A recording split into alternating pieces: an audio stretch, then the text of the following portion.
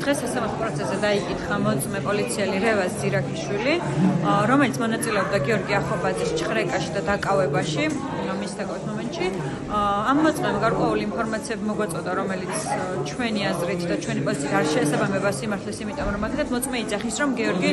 თავისი მანქანით გადაადგილდებოდა, გაჩერდა და გადმოვიდა სანაპირო, სადაც არაფერი არის გარშემო არც დაწესებულება, არაფერი და იყო მანქანიდან გადმოსული და იქ იდგა, რაც ვერ იქნება სიმართლე და ლოგიკური. სინამდვილეში პატრულმა გააჩერა და მოწმე აბსოლუტურად უარყოფდა იქ პატრულის არსებობას და იმას, რომ პატრულის მანქანამ გააჩერა გიორგის მანქანა. ასევე მოწმეები იძახიან, რომ წინასწარ ჰქონდათ ინფორმაცია, რომ გიორგი აი ამ კონკრეტულ საათებში პირველიდან 2 საათამდე სანაპიროზე უნდა გადაადგილდებოდეს, თუმცა როგორც გიორგისთან საუბრის ეს გაირკვა, მან სპონტანურად მიიღო ეს გადაწყვეტილება, თუ რომელი სანაპიროთი წავიდოდა და საერთოდ რომელი გზით წავიდოდა და სად წავიდოდა, იმიტომ რომ ეს აქციიდან მოდიოდა და შესაბამისად არც იცოდა წინასწარ, როდესაც წამოვიდა აქციიდან სახლში წავიდოდა თუ სხვაგან, ამ შემთხვევაში სხვაგან მიდოდა და ეს სპონტანური გადაწყვეტილება იყო. შესაბამისად, რა თქმა უნდა, საღამოს 8 საათზე შეუძლებელია პოლიციამ იცოდეს გიორგი რა გადაწყვეტილებას მიიღებს 4 საათის შემდეგ სპონტანურად. ასევე ამბობენ, რომ არ იცოდნენ გიორგის საერთოდ ვინ უნდა ყოფილიყო, არ იცოდნენ ის შეიარაღებული შეიძლება და ყოფილიყო თუ არა, მაგრამ ამის მიუხედავად მაინც მხოლოდ 6 კაცი გავიდა, რაც ასევე სიცრუე და გიორგი განმარტავს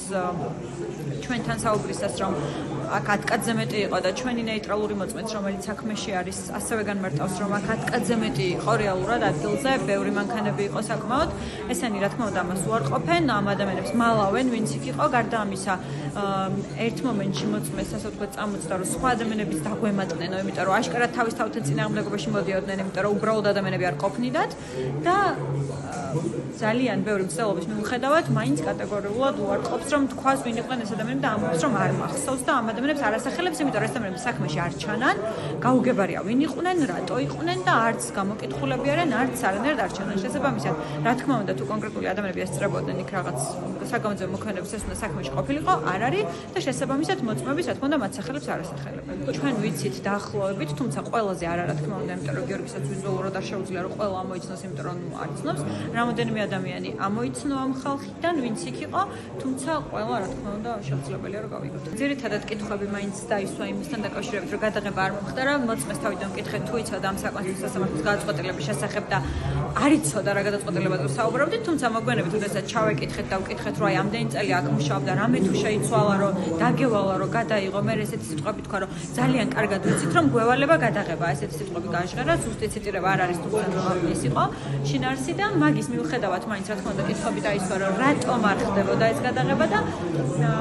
პასუხი იყო ის, რომ არ ქონდათ ადამიანური რესურსი, რაც არის აბსოლუტური სისულელე. ჩვენ ასევე ვკითხეთ, რომ გიორგის გადაადგილების საშუალება თუ ქონდა გამართულად და მოწმე ამბობდა, რომ გიორგი თურმე გამართულად გადაადგილდებოდა, რაც უკვე რა თქმა უნდა ნათელია, რომ იტყუება ეს ყველა იცის, რომ გიორგის გადაადგილების პრობლემა აქსიარულის დროს.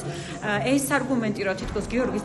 გაკავებას ცდილობდნენ, რომ არსად გაქცეულიყო, რა თქმა უნდა სისულელეა, იმიტომ რომ ის ფიზიკურად ვერ გაექცევა ადამიანებს, რომელიც ჩვეულებრივად გადაადგილდებიან, იმიტომ რომ მას უჭირს გადაადგილება და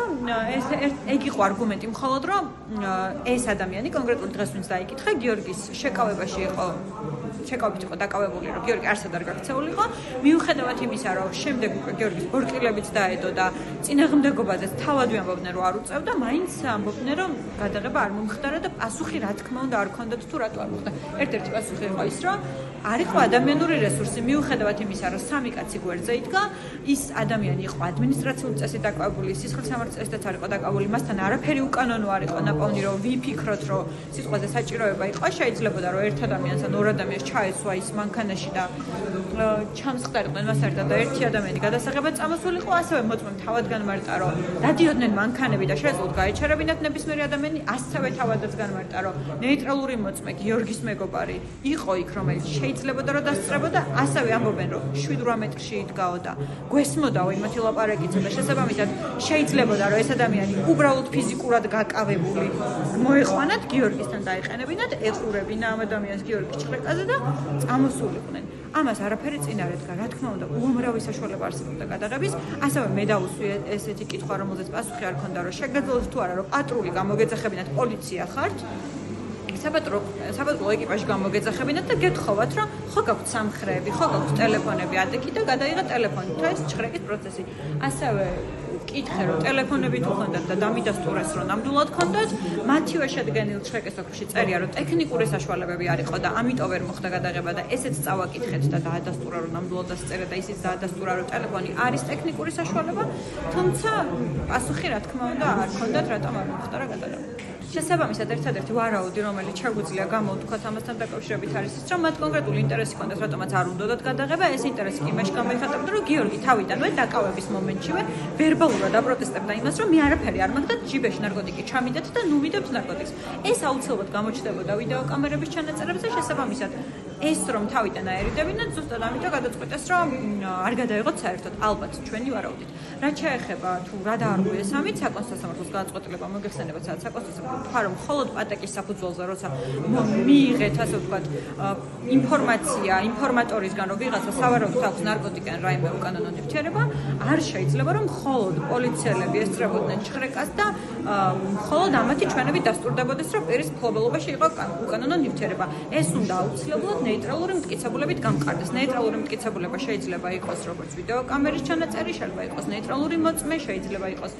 რაიმე სხვა ნეიტრალური მტკიცებულებაც მოიფიქრებენ, თუმცა ასევე ვკითხეთ ამ პოლიციელს ისიც, რომ აი 6 წლის განმავლობაში რაც იქ მუშაობს, რაღაც მომენტში შეიცვალა ეს პროცედურა და დაევალათ ამ ნარკოტიკებზე მომუშავე პოლიციელებს, რომ ვიდეო გადაეღოთ. ეს ძალიან კარგად იცოდნენ.